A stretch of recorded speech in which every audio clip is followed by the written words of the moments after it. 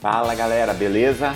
Professor Flávio Barcelos aqui para mais uma aula de eletrônica de potência e hoje a gente vai falar sobre inversores. Na aula passada a gente estudou um pouquinho sobre os IGBTs e uma das principais aplicações para IGBTs são os dispositivos conhecidos, os conversores CC/CA, também conhecidos como inversores.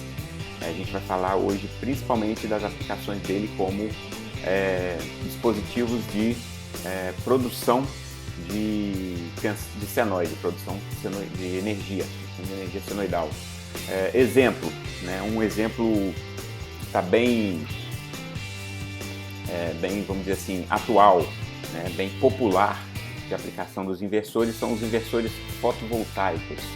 Como você sabe, a energia fotovoltaica ela é gerada a partir dos módulos de captação de luz solar e essas células fotovoltaicas elas produzem uma energia elétrica, produzem eletricidade em corrente contínua, produzem então uma energia CC.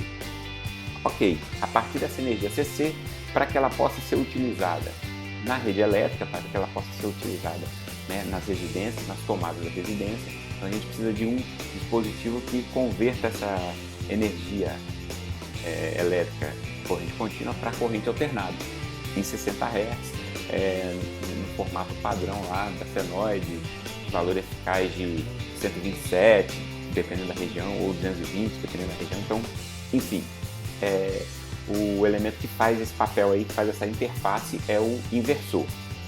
Okay? Além disso, uma aplicação muito comum de inversores também é nos sistemas de no break, ou UPS. A gente vai ver isso bastante nessa aula. Então, vamos lá para o material que eu preparei aqui, os slides. Então, nosso conjunto de slides chamado aula 12, que está disponível para vocês. A gente começa falando então dos inversores CC/CA. Uma aplicação onde os IGBTs são muito usados, são os inversores, como eu falei, e o papel deles é alimentar uma carga em corrente alternada ou em corrente contínua em ambos os sentidos, ou seja, o inversor também consegue fazer a troca do sentido de circulação de corrente. Se você lembra dos retificadores baseados em SCR que a gente viu logo no início da matéria, para que eu tivesse, por exemplo, a alimentação de um motor nos dois sentidos de giro e operação em 4 quadrantes, para que ele possa, porque eu possa aplicar uma frenagem dinâmica e uma aceleração no sentido reverso, para que isso possa acontecer eu precisava de 2 conversores, o chamado conversor dual. Então na verdade eram 2 retificadores, um para cada sentido de corrente. A configuração inversora do tipo ponte H, ela consegue fazer isso também, essa inversão no sentido de circulação da corrente. É isso que está sendo descrito aqui, o circuito de ponte H, no acionamento de motor CC e motor de passo. Então, exemplos de aplicação: controle de velocidade de motor de corrente alternada. Isso aí a gente vai ver na aula que vem, na próxima aula. Tá? É uma aplicação, uma das mais comuns, quiçá a mais comum.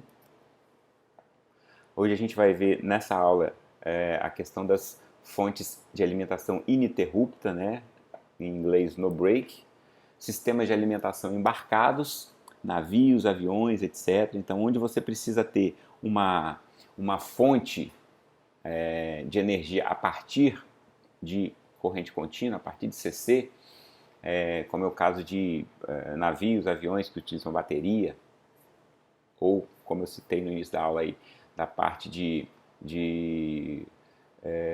fotovoltaica, onde a fonte primária, a energia, ela é produzida, ela é convertida de luz em corrente contínua também. Então, a partir de corrente contínua, para que eu alimente os sistemas em corrente alternada, eu preciso de um inversor. Geralmente, os sistemas de alimentação operam a frequência fixa, gerando tensões alternadas a partir de fonte CC.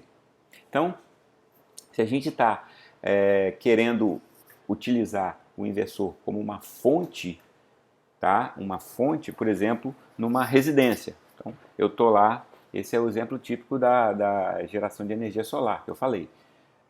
Numa residência, você precisa que as tomadas tenham uma frequência fixa. Que frequência fixa é essa? 60 Hz. Você precisa que todas as tomadas tenham 60 Hz para que você possa ligar os eletrodomésticos.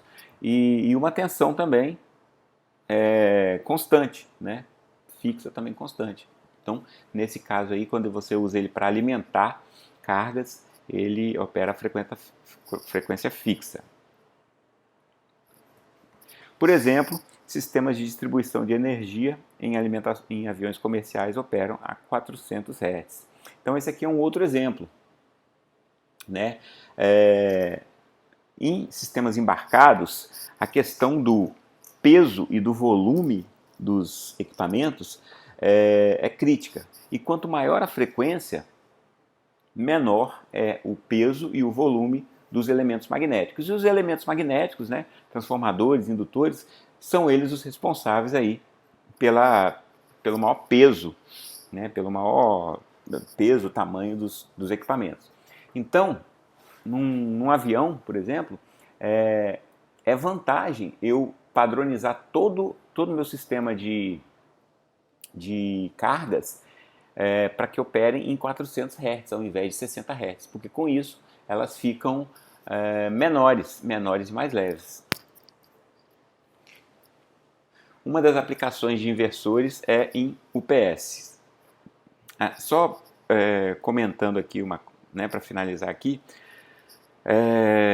em um voo comercial, onde você tem, por exemplo, né, os passageiros e você disponibiliza tomada para os passageiros. Esses passageiros, essas tomadas que estão ali nos assentos dos passageiros, elas funcionam em 60 Hz. Aquelas ali funcionam em 60 Hz. Por quê? Porque as pessoas não têm equipamentos que funcionam em 400 Hz. Né? Você quer ligar o seu notebook, você quer ligar um carregador de celular, alguma coisa assim, um equipamento de som, ele não vai ser 400 Hz. Então aquelas tomadas ali são em 60 Hz, ou então alguns disponibilizam uma saída, um plug do tipo USB, e aí já é 5 volts DC. No caso de ser 60 Hz, o que tem ali por trás é um inversor também. Então,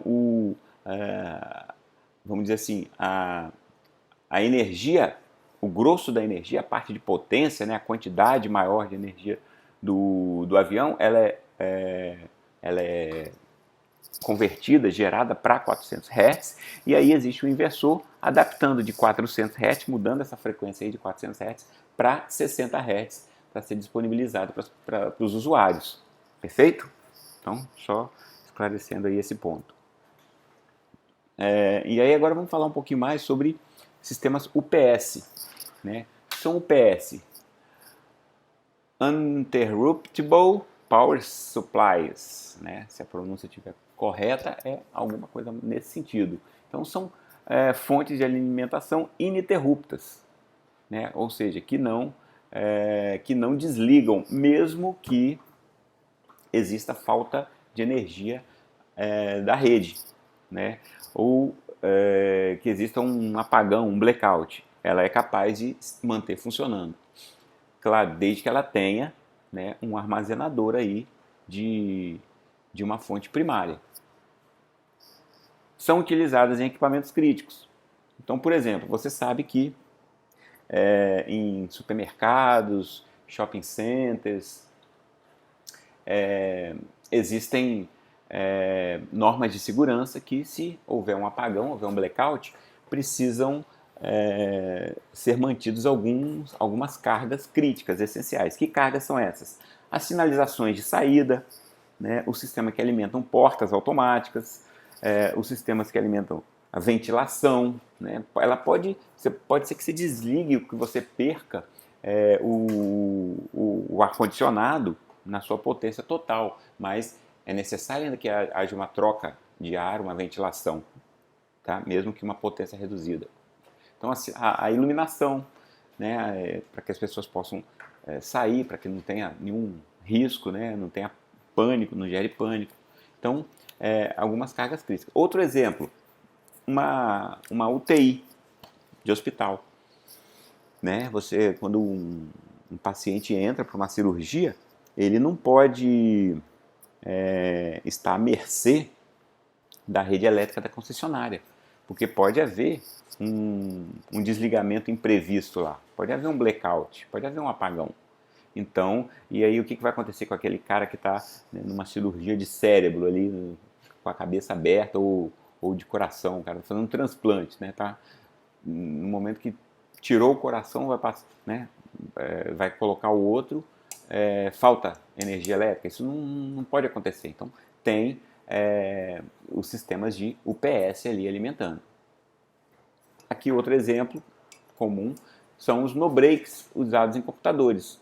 No-break é um equipamento pequeno, né, que você pode usar para alimentar um único computador ou 2, 3, poucos computadores.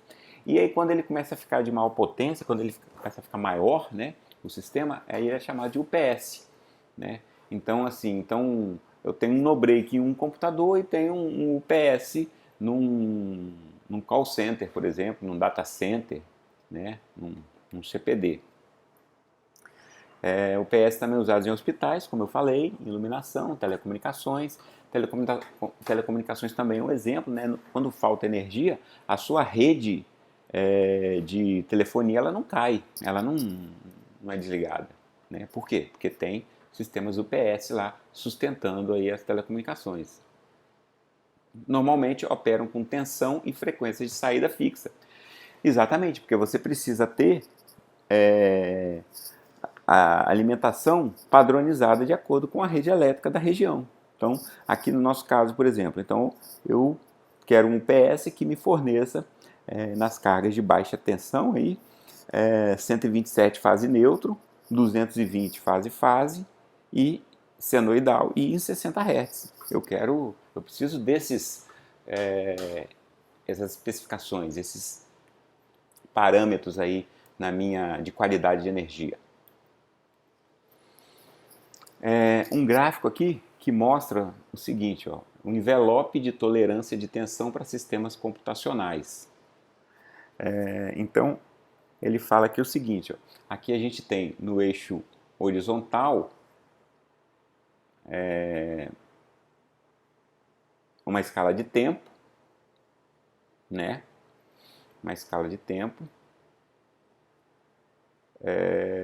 No eixo vertical, porcentagem da tensão eficaz nominal. Então, 80% da tensão eficaz é uma subtensão, 100% é o valor nominal, é o valor ok. 120 eu estou com uma sobretensão, né, um excesso de tensão de 20%, 140, assim sucessivamente, até 500% aqui, ou seja, 5 vezes o valor da tensão nominal. Então, se eu tenho uma região ali que é 110, 500% seriam 550 volts. Ou seja, aqui embaixo eu estou com a duração em ciclos ou segundos. Então, no início aqui é 0,01 ciclo, tá? Esse Czinho aqui de ciclo. Depois a gente passa para a escala de segundos, 1 milissegundo, 0,01 ciclo. Um ciclo são 16,66, é uma dízima, né? 6666 milissegundos. Então, 0,1 ciclo seria 1,6 milissegundos. 0,01 ciclo seria 0,1 milissegundo. Então, 0,1, na verdade não 0,1, né? 0,166, aquela dízima lá. Então, isso aqui, 0,16 mili, 1 mili, 3 mili, 20 mili, 0,5. Observa que aqui eu já começo a entrar na casa dos segundos. Tá? E aí vamos ver então aqui, ó, um pico de tensão, a gente chama de surto, um surto de tensão de 500%, desde que ele dure menos do que 0,01, ele não provoca nenhum dano. Não provoca nenhum dano. Aqui, ó, região de tolerância para tensão. Então, aqui, à medida que esse tempo vai aumentando. Então, por exemplo, 1 milissegundo eu só suporto 200%, ou seja, o dobro da tensão. Aí, o tempo vai aumentando aqui, 3 milissegundos. Com 3 milissegundos eu suporto até 140% da tensão.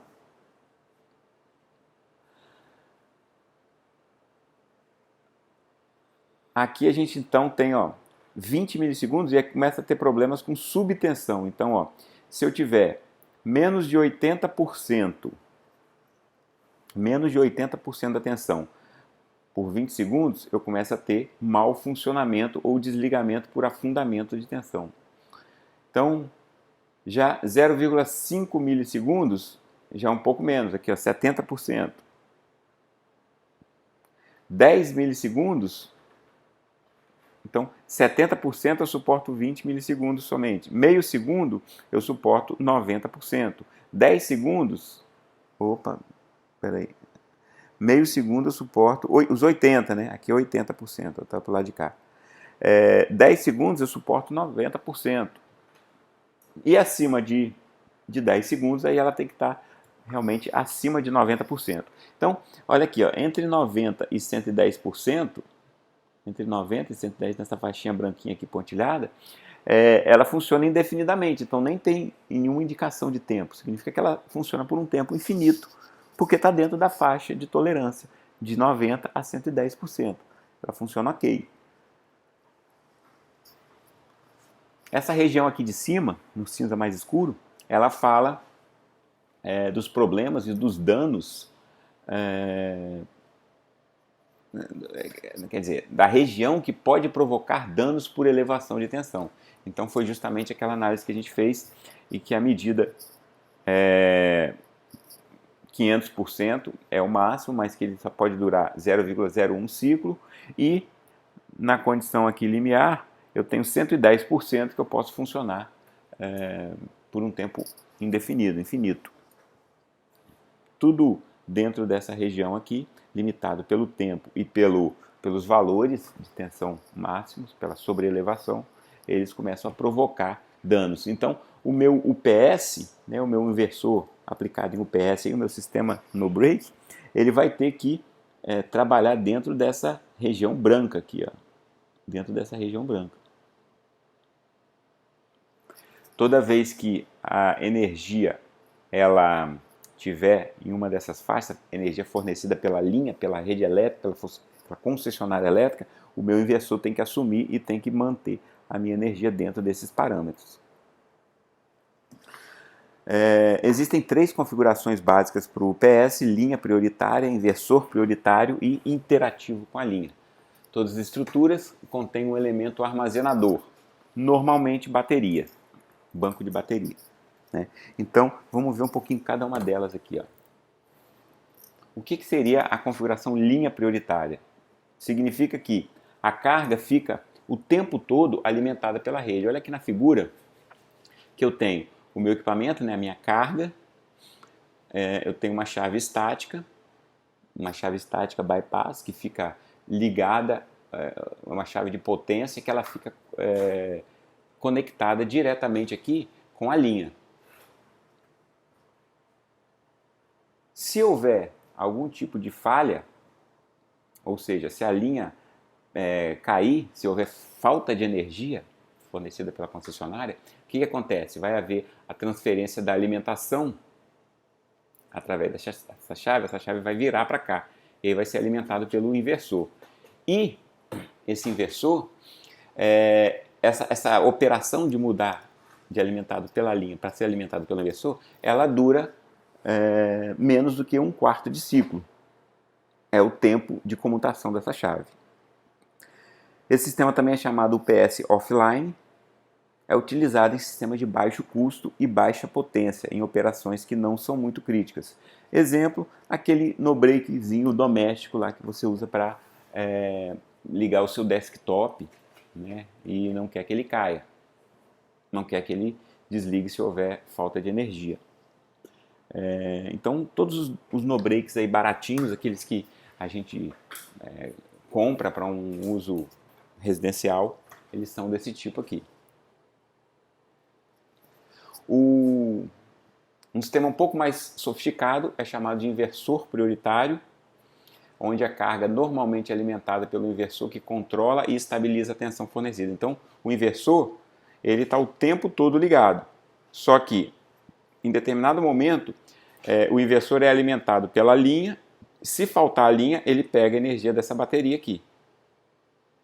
Certo? Então, ele faz esse gerenciamento de quem ele está pegando, de que fonte primária o inversor está pegando. Mas sempre passa pelo inversor.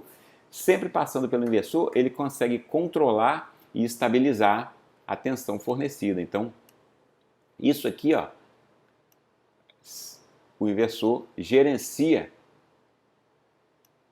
né, a tensão fornecida. Isso é bom em uma região, por exemplo, que a energia elétrica vindo da concessionária ela não tenha uma qualidade suficiente, não seja de boa qualidade. Então, essa energia elétrica aqui ela é de baixa qualidade, ou seja, muitas vezes ela não consegue manter o valor nominal dela. Então, em um lugar que, por exemplo, o 127 fique oscilando muito, uma hora ele está em 100 volts, uma hora ele está em 140, isso aí é muito ruim para o sistema, então é interessante que o inversor mantenha o 127 bonitinho aqui, indo para o equipamento. O inversor não altera sua operação no caso de falha de rede e não há nenhuma interrupção no fornecimento. Então a carga ela não enxerga que a energia está vindo da linha ou está vindo das baterias. Para a carga isso é indiferente, é transparente, né? Essa comutação é interna aqui no inversor e para a carga isso é imediato. É utilizado em sistemas críticos, então um sistema que não pode ter nenhuma queda por nenhuma fração de ciclo. O inversor iterativo, ele tem um funcionamento um pouquinho diferente. O que ele faz? Com a rede funcionando, as baterias são carregadas através do inversor, enquanto a carga também é alimentada. Então, olha só, o inversor iterativo, ele tem um fluxo de potência aqui direto para a carga, através da linha. E quando a linha está ativa, ele está carregando essa bateria ou colocando ela no modo chamado modo de flutuação. Flutuação é quando a bateria fica mantida com carga 100%. Você sabe que uma bateria, se você carregar a bateria até 100% e não utilizar, aquela carga ela vai diminuindo com o passar do tempo.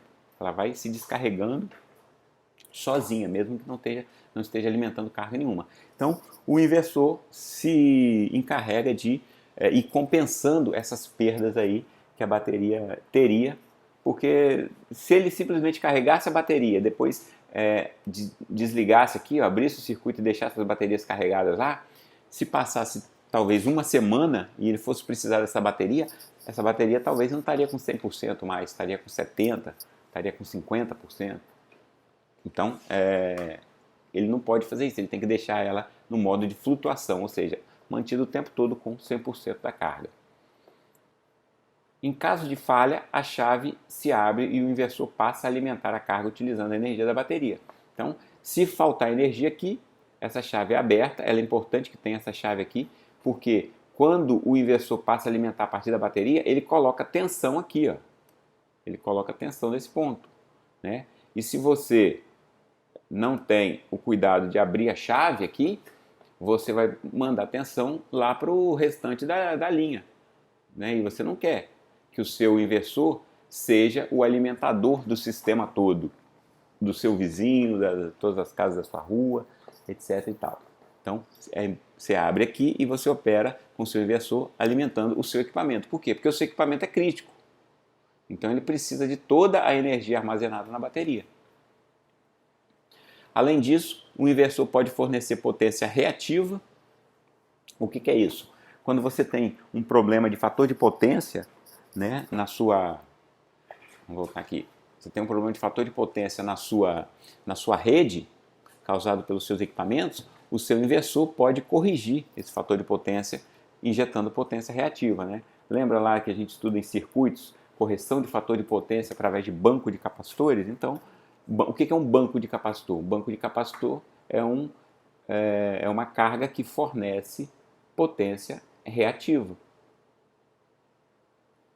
Agora, a vantagem do inversor é que ele não é limitado a um tipo de reativo só. O banco de capacitor só é capaz de fornecer o quê? Potência reativa capacitiva. Né? Já o inversor não, ele pode fornecer potência reativa capacitiva e indutiva também. Aplicado em cargas de potência elevada que não sejam altamente críticas. Então, qual a diferença do iterativo para esse aqui que a gente viu, inversor prioritário? A diferença é que o inversor prioritário, ele passa pelo inversor toda a potência. Ó. Ele passa sempre pelo inversor, a potência.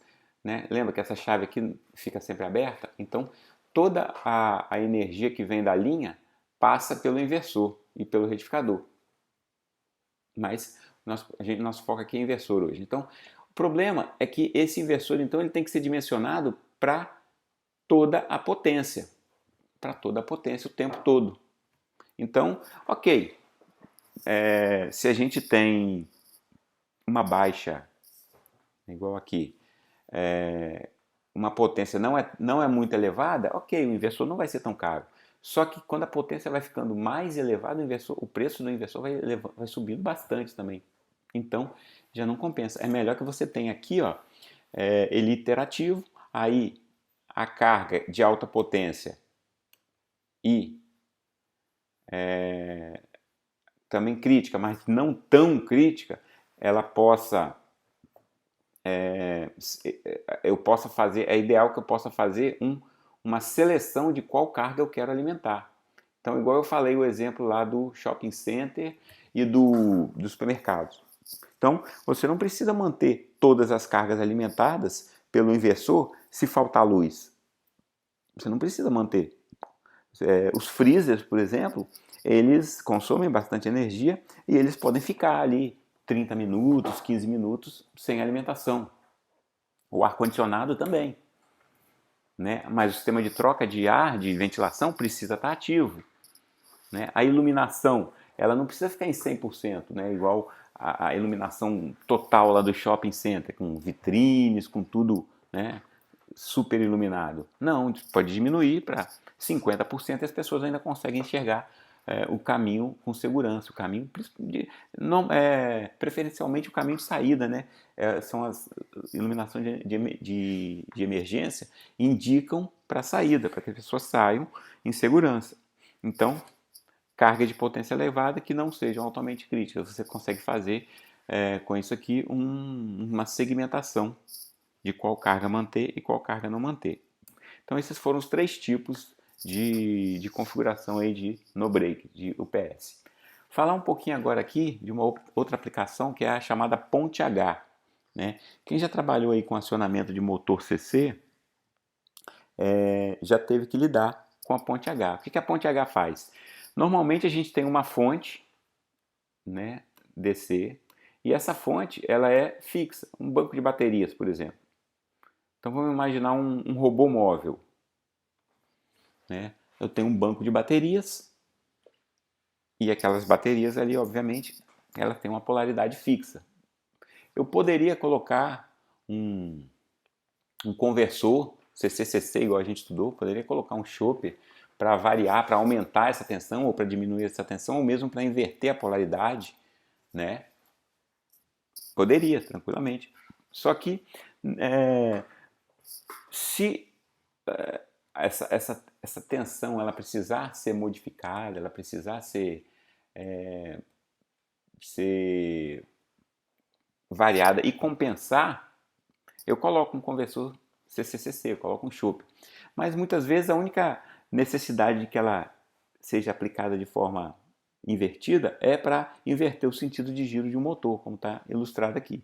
Então observa, se eu fechar a chave S1 e a chave S3, que é essa configuração aqui de baixo, o que acontece? O nosso motor ele vai receber, pela S1 fechada, ele vai receber o positivo aqui, como está indicado, e o negativo aqui. Certo? Então é essa indicação. E além disso, o sentido de corrente vai passar da esquerda para a direita. Agora, se eu, vamos apagar isso daqui, se eu fechar, ao invés disso, se eu fechar a chave S2 e a chave S4, o que acontece? Eu vou estar aplicando o negativo aqui e o positivo do lado direito. E aí, a gente cai nessa configuração aqui, né? Eu tenho, então, já o positivo aqui e o negativo aqui, e eu tenho a corrente circulando da direita para a esquerda. Ou seja, observa que eu inverto, consigo inverter tanto a polaridade quanto a corrente. Invertendo tensão e corrente no motor CC, como consequência, ele gira em um sentido contrário. Então, isso aqui seria, por exemplo, esse acionamento aqui para rodar o motor no sentido horário e esse outro aqui no sentido anti-horário, por exemplo. Um exemplo de circuito aí, nesse caso aí usando BJT, porque baixa potência, né? Baixíssima potência. Então um exemplo de circuito aqui seria o seguinte. Olha só, tenho os terminais A, B e esse ponto aqui é B também, porque está ligado aqui, né? B. E esse outro ponto aqui está ligado em A. Então, quando eu tenho A e B com nível 0, eu tenho um motor parado. Quando eu tenho A com nível 0, então esse transistor vai estar aberto. Eu tenho A com nível 0 e B com nível 1, então eu tenho A desligado e B ligado. Então aqui vai estar ligado e também aqui vai estar ligado. Isso aqui é A, né? Está errado.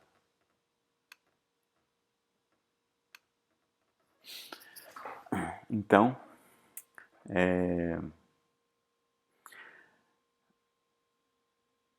A0, isso aqui está desligado e esse aqui está ligado, só que quando esse aqui está ligado, esse aqui também está ligado. Então eu estou acionando essa chave e essa, igual a gente viu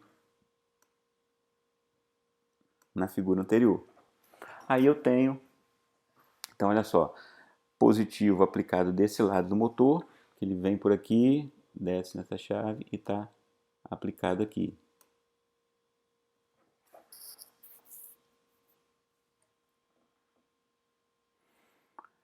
E o negativo aqui. Na segunda opção, 1, a chave A, então essa aqui estaria fechado e o outro ponto que isso aqui está ligado é outro ponto de A é aqui. Então estaria ligado Q1 e Q3. Então a gente estaria com Q1 e Q3, só que aí Q1 ligado ele aplica o positivo do lado de cá. Então vamos desenhar aqui a outra situação. E Q3 aplica o negativo, que é o terra, né, do lado de cá. E aí o motor então giraria no sentido ou no outro.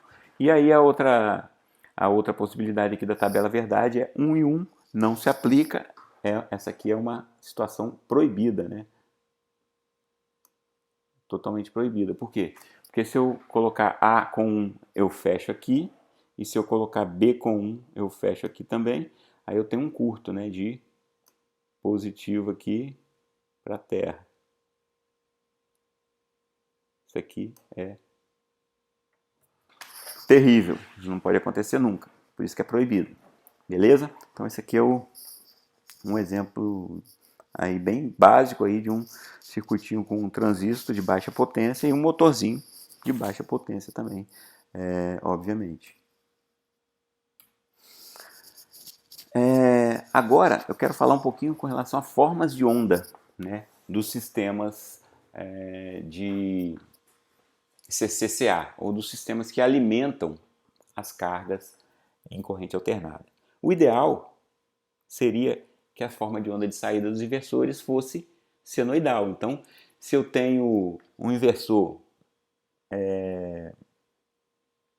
funcionando como no break, no momento que falta energia elétrica para alimentar o meu computador, eu quero que essa bateria ela seja transformada numa tensão senoidal. Só que gerar tensão senoidal é complexo. Em aplicações de baixa potência ou pouco críticas, normalmente os inversores UPS geram ondas de tensão quadradas. Então, os geradores, até mesmo pela questão do custo, para se tornarem mais baratos, eles optam por fornecer uma tensão de saída quadrada. As próprias cargas, por serem indutivas, na sua maioria, tá? Agem como filtro, suavizando a corrente resultante. Saída pode ser com tensão em onda quadrada, trapezoidal ou PWM. Então aqui eu tenho três opções. Ó. Essa saída ela pode ser com onda quadrada, opção 1, pode ser com onda trapezoidal, opção 2, ou com uma forma de onda PWM. Os fabricantes chamam a onda trapezoidal de saída em degrau ou senoidal modificada. Essa senoidal modificada aqui é um apelo de marketing, né? Só para ficar mais bonitinho. Ah, ela não é trapezoidal, porque trapezoidal o cliente estranharia muito. Não, eu quero senoidal. Trapezoidal está muito longe disso. É mais, né, comercialmente correto falar senoidal modificada, mas é a mesma coisa.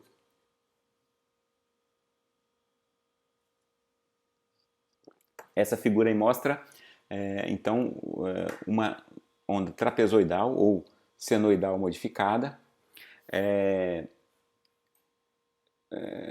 comparada com uma senoide pura. Então, ó, uma onda senoidal, uma onda senoidal modificada. O que tem de diferente na senoidal modificada com relação à quadrada? Né? Alguns menos observadores, mais afoitos aí, poderiam dizer, não, mas essa aí parece uma onda quadrada, né? Não é quadrada, Flávio? Ó, vem aqui, forma um ângulo reto aqui, se mantém constante, depois diminui. Então, a diferença é que a onda quadrada ela não tem esse zero, ó, enquanto ela está subindo ou descendo. A onda quadrada, ela seria isso aqui, eu vou tentar desenhar aqui por cima. Ela viria aqui, viria até aqui, aí ela cairia abruptamente e inverteria para esse valor aqui. Então seria alguma coisa como isso. Vou engrossar o traço para ficar mais visível. Seria alguma coisa como isso, a onda quadrada. Ó. Né? Ela não tem esse momento onde ela permanece no zero. Então ela fica o tempo todo aqui, e quando ela inverte de vez. Essa é a onda quadrada. A trapezoidal é essa pontilhada que está aqui, também chamada de senoidal modificada. Então, uma relação aqui importante para a onda senoidal modificada é que ela tem um valor RMS, que é o VO, né, veio output aqui, a tensão de saída, RMS, ela é função da tensão da amplitude aqui do valor máximo do E, e ela é função também, ó, desse T0. Quem é esse T0 aqui? Esse T0 é o intervalo quando a tensão fica em zero, esse tempo morto aqui, ó. Ela é função do T0 e do período. Só que o período, né, o período T, ele é definido pela frequência que eu preciso. Então, esse período aqui ele é fixo, 1/60. E aí, controlando o T0, eu consigo variar o meu valor eficaz. Porque observa que variar essa tensão aqui muitas vezes não é prático, porque essa tensão é a minha tensão contínua. Né? Voltando aqui alguns slides, ó. Eu tenho na entrada de um inversor uma bateria. Aqui, ó. Isso aqui é a configuração mais comum, eu ter como a minha fonte primária baterias, ou seja, uma tensão DC fixa. Num inversor um pouco mais sofisticado, eu posso colocar aqui nessa bateria aqui, na saída dessa bateria, eu posso ligar um chopper, posso ligar um conversor DC-DC para ajustar. Aí também eu teria mecanismos de controle sobre o valor E aqui, além do T0. Mas de qualquer forma aqui é como se a gente tem dois botõezinhos aí para mexer, para ajustar, e ao invés de ter um só. Na onda quadrada eu só tenho o E, né? Só tenho o E. Tensão média em metade de um ciclo é E vezes 1 menos 2T0 sobre T, e aí isso leva com que a tensão eficaz seja... Observa que não faz sentido falar em tensão média em um ciclo inteiro, né? Porque a tensão média em sinais alternados é sempre zero. Então o que nos interessa aqui é esse valor RMS.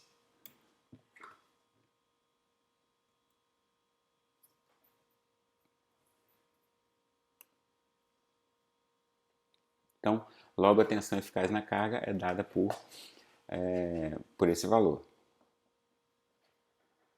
Tá? Então aqui, ó, a partir de uma bateria, uma fonte DC fixa, eu tenho o meu inversor fazendo esse chaveamento para uma carga monofásica, e nesse caso eu tenho a onda quadrada. Então essa aqui é a forma de onda quadrada. O inversor monofásico de onda quadrada alimentando carga monofásica indutiva. Só é possível controlar a amplitude da tensão de saída variando E, é o que eu acabei de falar. Então você não tem, como ela é quadrada, ela não tem aquele tempo morto, aquele T0, você só tem um mecanismo de controle através da variação de E. Já no caso da onda trapezoidal, como você vê aí, ela tem esse T0 aqui que pode auxiliar. Né? A onda senoidal modificada ou trapezoidal, alimentando carga monofásica indutiva, permite ajustar a tensão de saída. E aí a gente tem a modulação PWM. Tá? A modulação PWM ela oferece uma variação mais suave da tensão e uma corrente mais senoidal.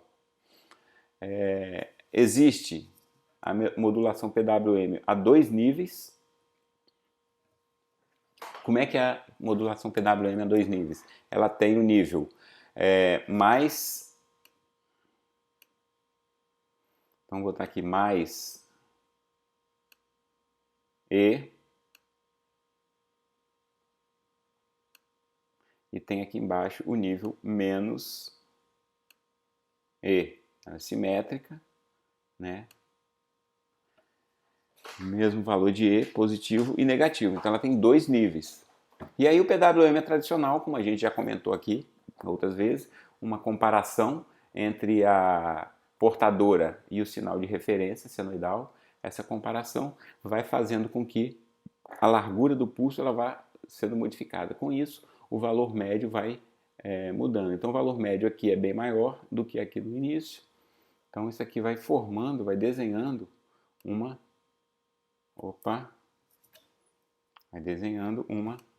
senoide a partir dos valores médios. Não é tão alto aqui, que passa por zero, não é tão alto aqui também, não chega ao máximo, se mantém e depois retorna. Então eu acabo produzindo aqui uma senoide a partir de cada um dos valores médios de saída. Essa aqui é dois níveis. Então, tensão UD, né? Considerando que eu tenha uma fonte de tensão só, posso dividir ela em duas partes, sendo que eu coloco a minha referência, o meu zero, no valor central. Então, se eu tiver, por exemplo, um banco de baterias de 48 volts, eu posso colocar o zero em 24, a minha referência vai ser 24, e aí dessa forma eu tenho então mais 24 e menos 24. Observa que ou o sinal, ou a forma de onda de saída, ela está positiva aqui, ou ela está negativa. Nunca ela está num valor intermediário, como é o caso.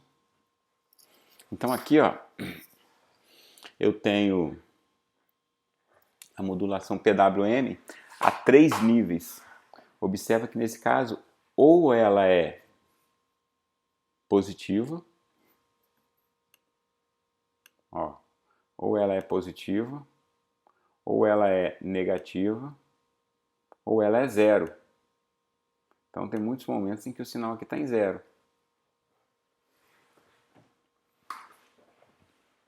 Então, diferente dessa aqui, ó, que ela chaveia entre o valor positivo e o valor negativo, essa daqui ela chaveia entre o positivo e o zero, e no semiciclo negativo ela chaveia no negativo e o zero.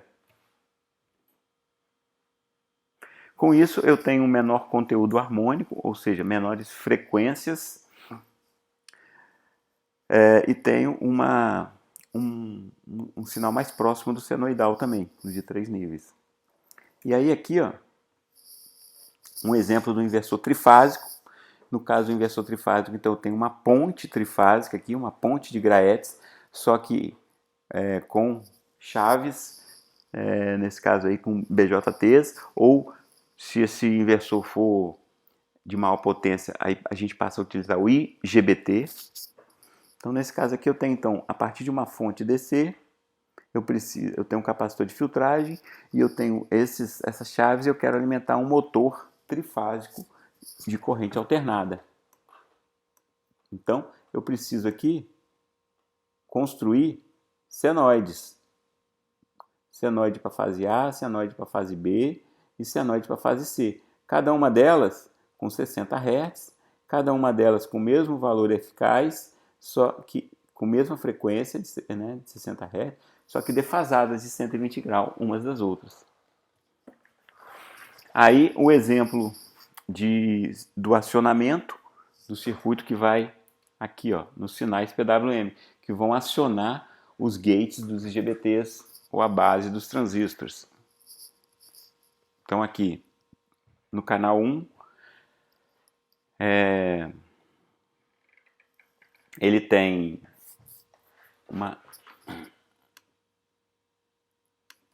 uma certa largura aqui, em que ele fica ligado. No canal 2 ele tem uma largura bem maior e no canal 3 ele tem uma largura menor.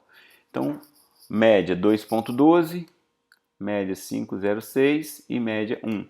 Isso aqui são sinais de comando, né? Não é problema. Isso aqui não está se referindo à tensão da senoide. É um sinal médio do controle do PWM. Só que ele já indica que essa fase que está ligada ao canal 1, ela vai ter um valor intermediário. A fase que está ligada ao canal 2 vai ter o maior valor e a fase que está ligada ao canal 3 vai ter o menor valor de todos. Aqui eu simplesmente mudei a escala do osciloscópio, né? A gente estava em 100 microsegundos. Aqui eu coloquei para 500 microsegundos por divisão. Então a gente já tem mais pulsos. E aí a gente pode observar que o PWM, em cada uma das fases, ele vai mudando. Então ele começa aqui com uma certa... Justamente para isso que a gente mudou a escala aqui do osciloscópio. Ele começa aqui com uma certa largura, aqui ele vai diminuindo, aqui ele está só um pulsozinho, né? Ele diminuiu bastante. Esse aqui que começou bem pequenininho, a largura bem, praticamente um pulso, no final aqui ele já está com uma largura equivalente à da fase 1. E aqui ele já começou um pouco maior e foi cada vez crescendo mais até chegar no seu máximo por aqui, nessa região, e depois começa a diminuir a largura.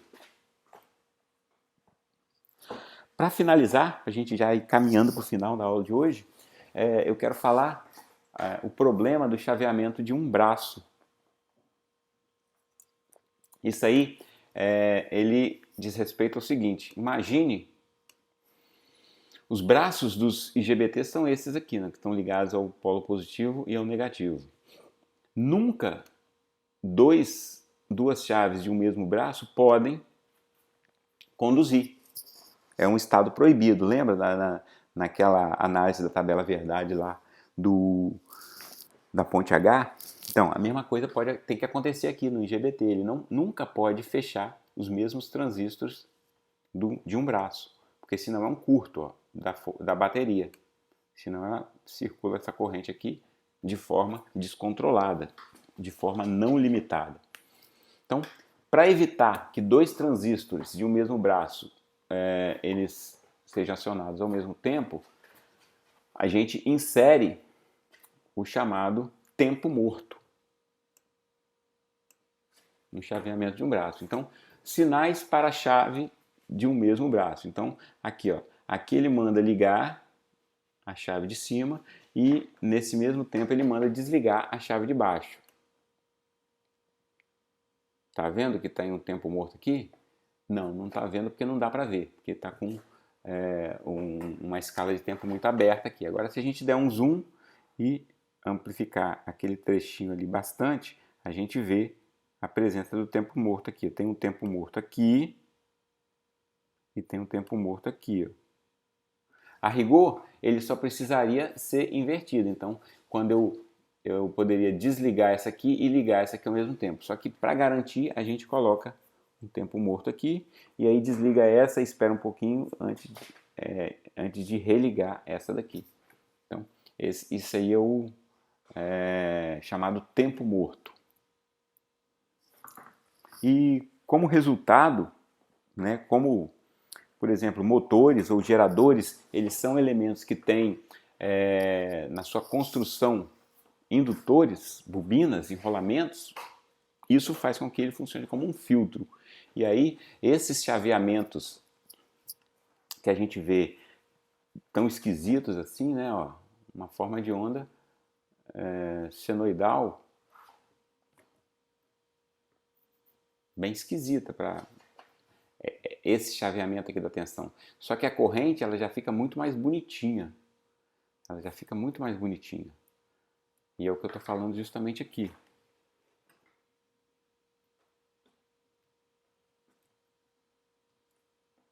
Aqui, ó. Corrente no inversor PWM conectado a um gerador de indução. A tensão é gerada por uma máquina externa. Então a tensão está tão perfeita aqui porque ela é gerada por uma máquina externa, mas a corrente é gerada pelo inversor. E ela não é tão esquisita assim, né? Ela não é tão diferente de uma senoide. Ela tem esses ruídos devido à alta frequência. Né? Você vê que ela tem todas essas interferências, esses ruídos aqui, mas ela está razoavelmente senoidal. Beleza? Então, as referências de sempre aqui, tá? Que eu sempre coloco em todas as aulas, as mesmas. A gente acrescentou aqui hoje o de máquinas elétricas, do Fitzgerald, que ele tem essa parte de eletrônica de potência, ele fala dos inversores. Tá? Então a gente fica por aqui nessa aula. Na próxima semana eu vou gravar uma aula sobre inversores aplicados a motores, acionamentos de motor, que é o que se chama no popular aí de inversor de frequência. Beleza? Mas isso aí são cenas dos próximos capítulos. Valeu, vamos ficar por aqui hoje. Um abraço, até mais!